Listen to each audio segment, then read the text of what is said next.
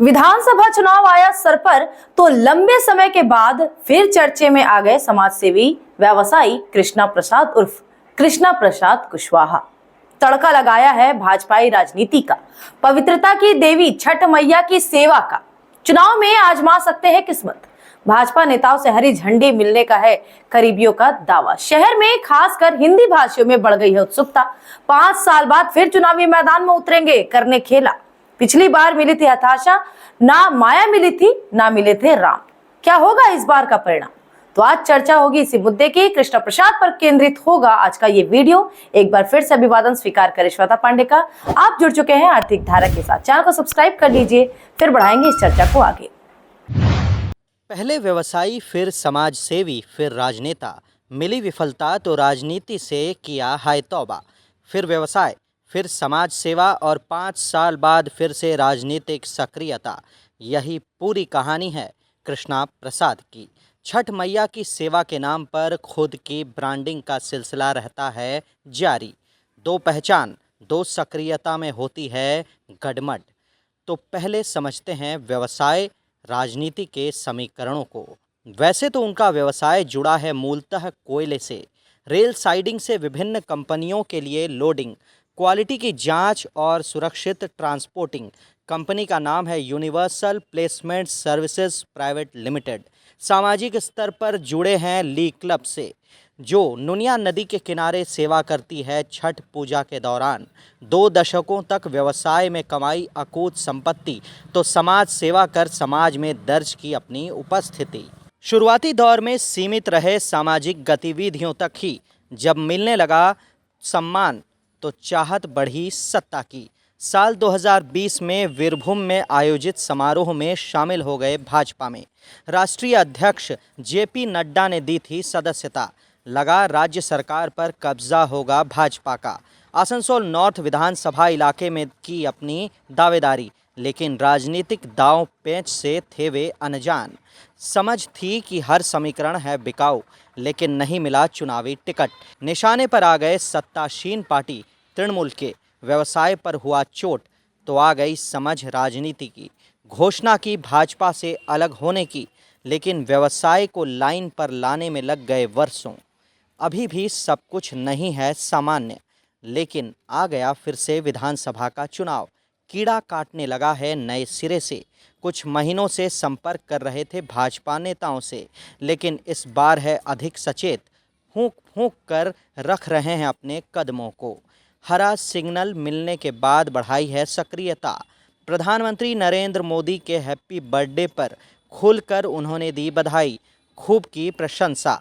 लगे हाथों आसनसोल में कर दी एम्स जैसे अस्पताल की मांग, ताकि हेल्थ सेक्टर में कायम हो सके एक मिसाल, नागरिकों को मिल सके बेहतर चिकित्सा सुविधा।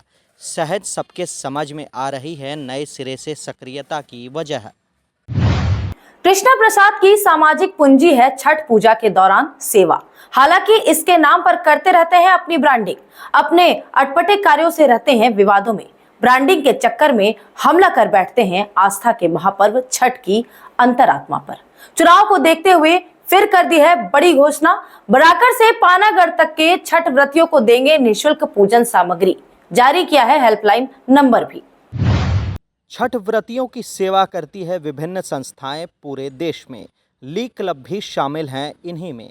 इनके माध्यम से चमकता है कृष्णा प्रसाद का नाम, लेकिन पृष्ठभूमि में छिपी होती है निजी महत्वाकांक्षा और स्वार्थ। सभी जानते हैं इस तथ्य को। छठ पूजा में नहीं है गंगा जल का कोई भी उपयोग। यह जुड़ी है प्रकृति प्रेम से। नदी और तालाब की सफाई ही है केंद्र में।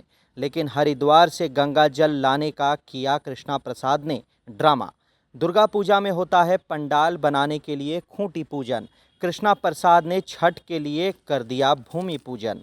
छठ में नहीं है ब्राह्मणों की कोई भी अनिवार्यता, लेकिन कृष्णा प्रसाद ने शुरू कर दी नई परंपरा, प्रतिमा स्थापना की। अब लौटते हैं पूजन सामग्री की तरफ। लोक पर्व है छठ पूजा। व्यक्तिगत आस्था और श्रद्धा के कारण बनी है संस्कृति की प्रतीक। धरती पर जीवन के प्रणेता सूर्य की होती है आराधना। है यह सर्वाधिक पर्यावरण अनुकूल। बढ़ावा देते हैं जाति विहीन समाज को।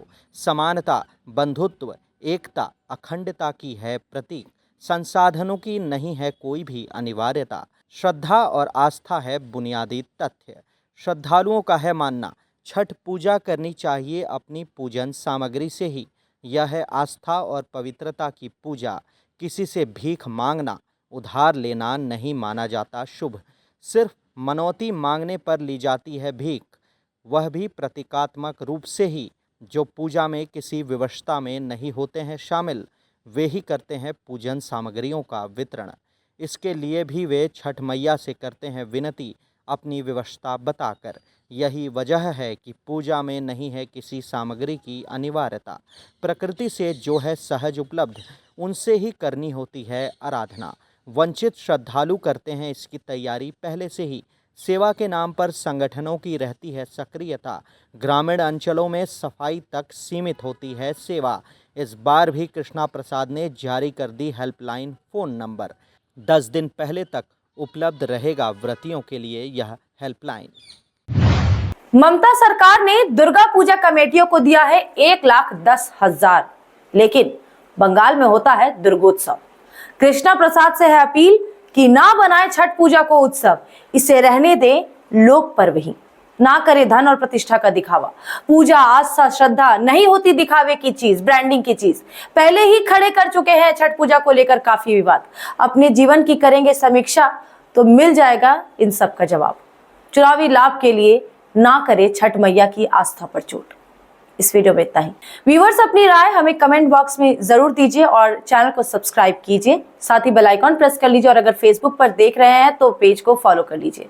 हर अपडेट के लिए बने रहे आर्थिक धारा के साथ। फिर होगी मुलाकात ऐसे ही मुद्दों के साथ। नमस्कार।